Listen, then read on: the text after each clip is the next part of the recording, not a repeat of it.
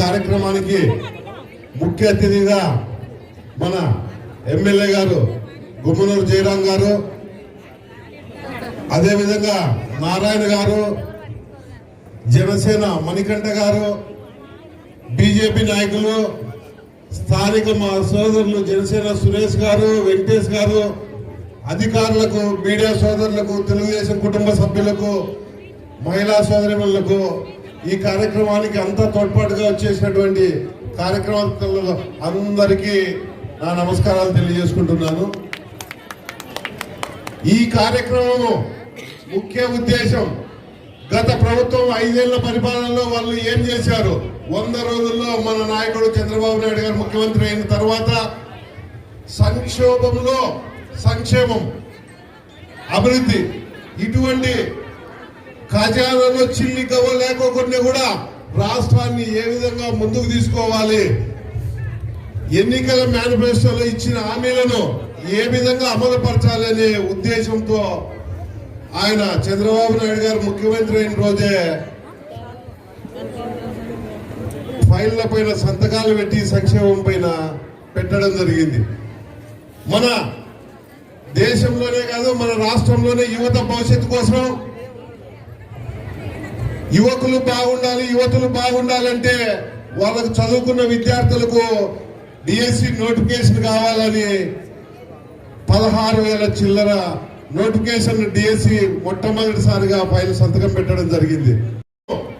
ఏర్పడ్డాక చంద్రబాబు నాయుడు గారు ముఖ్యమంత్రి అయినాక సంక్షేమంలోకి ఏ విధంగా ముందుకు వెళ్ళాలి, పేద ప్రజలకు ఏ విధంగా మేలు చేయాలి అనే ఉద్దేశంతో 3,000 రూపాయలు ఉన్న పెన్షన్ గత ప్రభుత్వంలో 14 నుంచి 19 ఉన్నప్పుడు 3,000 రూపాయలు పెన్షన్ ఇస్తానని చెప్పి 5 ఏళ్లలో 1,000 రూపాయలు మాత్రమే పెంచగలిగాడు. అదే మన ముఖ్యమంత్రి చంద్రబాబు నాయుడు గారు చెప్పిన డేట్ నుంచి ముందు 3 నెలలు కలిపి కూడా ఒక్కొక్కరికి 7,000 రూపాయలు ఇచ్చారంటే ఆయన పేదల పట్ల, అవ్వాతాతల పట్ల, ఒంటరి మహిళల పట్ల ఎంత కనికరంగా, అభిమానంగా, బాగుండాలనే కోరికతో ప్రజలకు మేలు చేసే విధంగా చేశారు. ఇంకా కొంతమంది మాట్లాడుతున్నారు, గత ప్రభుత్వంలో ఎమ్మెల్యే గారు రీచ్ మనకు పెడితేగిన మనకు ఇంకా ట్రాన్స్పోర్ట్ తగ్గే పరిస్థితి ఉంది, ఇబ్బంది ఏముండదు. అదే విధంగా పోతే అన్ని విధాలుగా మనకు ఉన్న డబ్బులు కూడా ఎక్కడ ఖచ్చితంగా ఇవ్వడం జరుగుతుంది, దాంట్లో ఏ అపోహ లేదు. అదే విధంగా పోతే మైనార్టీలకు, మసీదులకు చెప్పిన మాట కూడా ఇవ్వడం జరుగుతూ ఉంది. గత ప్రభుత్వంలో దుర్మార్గుడైనటువంటి జగన్మోహన్ రెడ్డి గారు తెలుగుదేశం పార్టీ వచ్చినాక ఆ రోజు వైసీపీలో అన్నా క్యాంటీన్లన్నీ మూసేయించడం జరిగింది. ఈ రోజు పేదలు ఎవరికన్నా కానీ 5 రూపాయలకే భోజనం పెట్టే పరిస్థితికి మళ్ళా మన చంద్రబాబు నాయుడు గారు తెచ్చారంటే ఆయనకు మనమంతా జీవితంలో రుణపడి ఉండాలి. ఎందుకంటే ఇప్పుడున్న పరిస్థితులలో పని బాటలు సరిగ్గా లేక ఏ ఇబ్బందులు ఉన్న పేదల కోసము ఖచ్చితంగా అన్నా క్యాంటీన్లు అన్ని తెరచడం రాష్ట్రంలో జరిగినది. అదే విధంగా పోతే మనకు రైతులను పాస్బుక్ లో అలాంటి ఫోటోలు ఏముండవు, రాజముద్ర ఉంటాడు. ఎందుకంటే ఇది ప్రభుత్వ పాలన అయితే రాజముద్ర ఉండాలి, కానీ మన ఆస్తి పైన ఆయన ఫోటో పెట్టాలి. మన భూమి దగ్గర నంబర్ రాయి పెడితే ఆయన ఫోటో పెట్టాలి. ఈసారి పొరపాటు జరిగింటే ఇంటింట్లో నా ఫోటో పెట్టుకోవాలని ఆర్డర్ చేసేవాడు జగన్మోహన్ రెడ్డి గారు. ఎందుకంటే అందుకే జనాలు మంచి బుద్ధి చెప్పి కేవలం 11 సీట్లకే ఆయన బుద్ధి చెప్పి సరిపెట్టారు. అయినా కూడా ఏ మాత్రం ఆయనకు ఇంకా మార్పు రాలేదు. వరదలు వచ్చినప్పుడు టీడీపీ క్యాడర్ అంతా పోయి సహాయ సహకారాలు అందించడం జరిగింది. ఈ రోజు ఒక్కసారి నువ్వు అట్లా పోయి వచ్చి ఏ మాత్రం ప్రజలకు సహకారం లేకోకుండా మళ్ళా దానిపైన విమర్శలు. ఒక ముఖ్యమంత్రి వర్గులకు 10 రోజులు బస్సులో పడుకొని రాత్రి మౌల్లో సహాయ సహకారాలు అందించారు. అదే విధంగా ఇక్కడ ఉన్న అధికారులు కూడా ఎంతో మంది విజయవాడకు పోవడం జరిగింది. ఎందుకు పోయారు? నడిపించే నాయకుడు పనిచేసేవాడైతే అధికారులు కూడా చేయడానికి ఎప్పుడూ సిద్ధంగా ఉంటారు.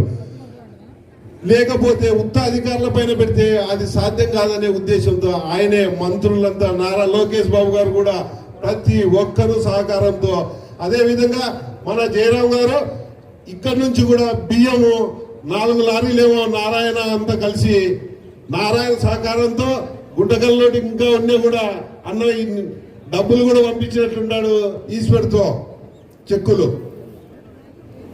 6 లక్షలు రూపాయలు విజయవాడ వరద బాధితుల కోసం 6 లక్షల రూపాయలు గుంతకల్ నియోజకవర్గం నుంచి మన ఎమ్మెల్యే గారు పంపించడం జరిగింది. అంటే ప్రజలకు వ్యాపారస్తులు కూడా సంక్షోభంలో ఉన్న వాళ్ళకు మేలు చేసే ఉద్దేశంగా విపరీతంగా రాష్ట్రంలోకి దళానికి జన సైన్యానికి కాషాయ దళపతులకు నా హృదయపూర్వకమైనటువంటి నమస్కారం. ముఖ్యంగా ఈ కార్యక్రమానికి అతిథులుగా విచ్చేసినటువంటి జిల్లా అధ్యక్షులు వెంకటశివుడు యాదవ్ గారికి, మన ఆత్మీయ అభిమాన నాయకుడు గుంతకల్ నియోజకవర్గపు గౌరవ శాసనసభ్యులు అపర భగీరథుడు శ్రీ గుమ్మనూరు జయరాం గారికి నా హృదయపూర్వకమైనటువంటి స్వాగతం. ముఖ్యంగా ఏదేమైనా మా ఝాన్సీ లక్ష్మీబాయి లాంటి వీర మహిళలందరికీ నా శిరస్సు వంచి నమస్కరిస్తున్నా. తల్లి, నిజంగా ఈరోజు మంచి ప్రభుత్వం అనేటువంటి కార్యక్రమము చాలా అద్భుతంగా నిర్వహించుకుంటామంటే దానికి కారణం నేను ఘంటాపదంగా చెప్పగలను, గొంతి పట్టనటువంటి పట్టణము మహిళలే అని.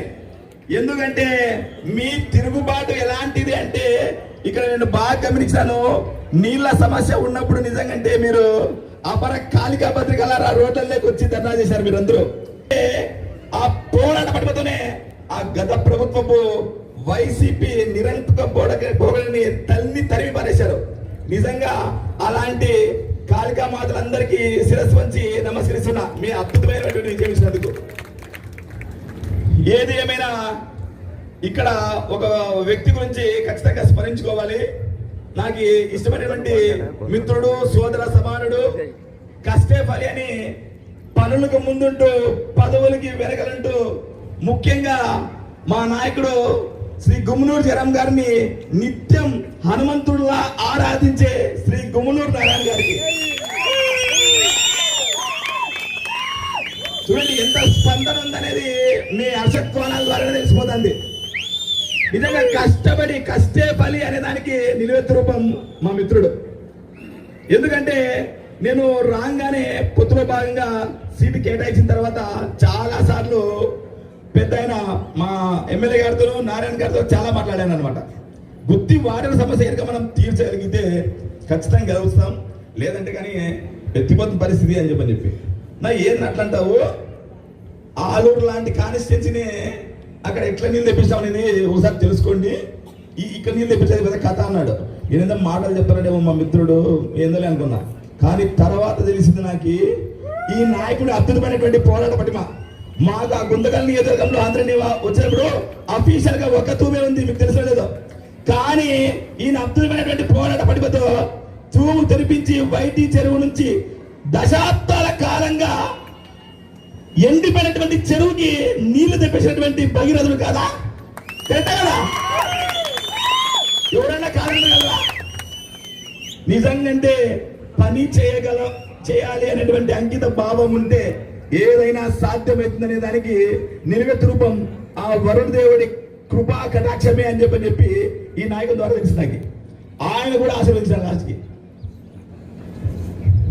ఏదేమైనా ఇక్కడ చివరిగా మనం మాట్లాడుకోవాల్సింది ఈ గుంతకల్ నియోజకవర్గంలో ముఖ్యంగా ఈ 3 మండలాల్లోనూ ఒక అద్భుతమైనటువంటి కూటమి గెలుపుకి పనిచేసినటువంటి వ్యక్తుల గురించి చెప్పుకోవాలా. చాలా మంది నిన్న మొన్న ఎక్కడెక్కడో గాలి మాటలు మాట్లాడుతున్నారు.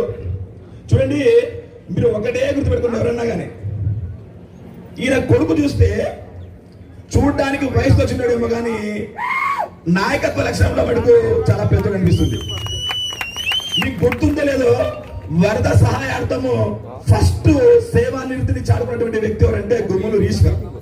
నేను నిజంగా అంటే ఆయన ప్రత్యేకంగా అభినందిస్తున్నా. ఆయన ద్వారానే పెద్దనా గుర్తులేదు, మీ కొడుకే ఫస్ట్ లారీలను ఏర్పాటు చేసి బియ్య సేకరణ భిక్షాటన చేసింది ఇది ఆయన నేతృత్వంలో. తర్వాత వాళ్ళ ముగ్గురు తమ్ముళ్ళు నిజంగా అంటే పక్కన ఫండర్స్ తో అయితేనేమి, వాళ్ళ సొంత నిధులు అయితేనేమి, మిగతా నాయకులతో అయితేనేమి, నిజంగా మన రాష్ట్రం కరువు కాటకాల్లో ఉంది అంటే ఇంటింటికి వెళ్ళి భిక్షాటన చేసి లారీలు ధాన్యపు లారీని రెడీ చేశారు. నిజంగా నేను ఎందుకు చెప్తున్నానంటే ఈ మాట ప్రత్యేకంగా రాష్ట్రం అంతా అతులాకుతలం అయిపోతుంది అనమాట, అన్నం లేని పరిస్థితి. అలాంటి వాళ్ళని ఆదుకోవాలంటే నిజంగా ఎంతో మానవతా దృక్పథం, సేవానివృత్తి ఉండాల. ఆ సేవానివృత్తి ఈ కుటుంబానికి ఉందని చెప్పి నేను గర్వంగా చెప్పగలుగుతాను. ముఖ్యంగా ఏదేమైనా రాష్ట్రంలో ఇద్దరు నాయకులు పేర్లు చెప్పుకోకుండా ఈ ప్రసంగాన్ని ముగించలేదు. దాంట్లో ప్రథముడు, అగ్రజుడు, దార్శనికత కలిగినటువంటి నేత ఏది ఏమైనా పసుపు దళపతి శ్రీ నారా చంద్రబాబు నాయుడు గారి గురించి 75 పదుల వయసులో నిజంగంటే నవయుకుడిగా నడుం బిగించి వరద బాధితుల్ని ఆదుకున్నటువంటి అపర కర్ణుడు కదా. ఏందయ్యా అసలు అయింది 75 ఏళ్ల వయసులో ఆ నీళ్ళలో దిగుతుంటే ఐఏఎస్లు, ఐపీఎస్లు, గౌరవ వక్తలు చెప్పినట్లు ఇలాంటి బ్యూరోక్రాట్ అధికారులందరినీ నీళ్ళలో నడిపించి అందరినీ ఆదుకున్నాడు. నిజంగా అంటే నాయకత్వం అంటే ఇదే కదా చెప్పండి. అదే గత పాలక సీఎం అయినటువంటి మాజీ సీఎం మన ముద్దుల మామ, మీకు గుర్తుందో లేదు, మ్యాన్ మేడ్ డిజాస్టర్ అని ఒకటి, అన్నమయ్య నది తెగిపోయింది గుర్తుందా, 100 కోట్ల ఆస్తి నష్టం. ఆ నష్టం వెళ్ళినప్పుడు 12 రోజులైనా అప్పటి ముఖ్యమంత్రి పరామర్శించడానికి. కానీ మన గౌరవ ముఖ్యమంత్రి చంద్రబాబు నాయుడు 12 రోజులు బస్సులోనే పడుకొని అక్కడే సేవలు అందించాడు. ఎంత గొప్ప నాయకుడు ఏంటో చెప్పండి. ఖచ్చితంగా అంటే శ్రీ నారా చంద్రబాబు నాయుడు గారికి అందరూ ఒకసారి చేసే తెలపాల. Thank you. నిజంగా గతంలో వైసీపీ పాలక చమర గీతం పాడాలని చెప్పి కంకణం కట్టుకున్నప్పుడు పసుపు తమ్ముళ్ళందరూ చాలా కసితో ఆలోచన చేసినప్పుడు నిజంగా ఈ రాష్ట్రం అంతా దద్దరిల్లాలన్నటువంటి గొప్ప నిర్ణయం తీసుకొని పొత్తుకు ముందుకు వచ్చినటువంటి అద్భుతమైనటువంటి పోరాటపడగలిగినటువంటి నేత శ్రీ కొణిదెల పవన్ కళ్యాణ్ గారు. నిజంగా ఆయన పంచాయతీ రాజ్ శాఖ మంత్రిగా పెద్దలు ఇంతకుముందు చెప్పిన వక్త, పంచాయతీ అంటే గ్రామ స్వరాజ్యమే ధ్యేయంగా ఈ రోజు ఒక్కటే రోజు 13,326 గ్రామ సభలని నిజంగా ప్రపంచ రికార్డు నెలకొల్పినటువంటి నాయకుడు శ్రీ కొణిదెల పవన్ కళ్యాణ్ గారు.